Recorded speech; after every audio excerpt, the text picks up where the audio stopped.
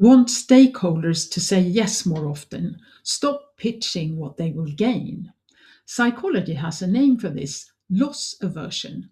People feel losses twice as strongly as they feel gains. So your stakeholder isn't weighing the upside, they're fearing the downside. And your pitch is feeding the wrong side of that equation.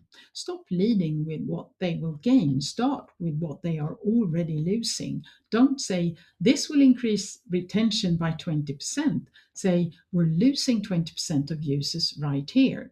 Every week we delay, that leak gets worse. Same data, opposite frame. Loss aversion means the second version lands harder every time. The brain doesn't weigh options, it runs from pain. Frame your pitch around what's already being lost. Suddenly, saying yes becomes the safe choice. Follow PM Influence Lab for science backed influence.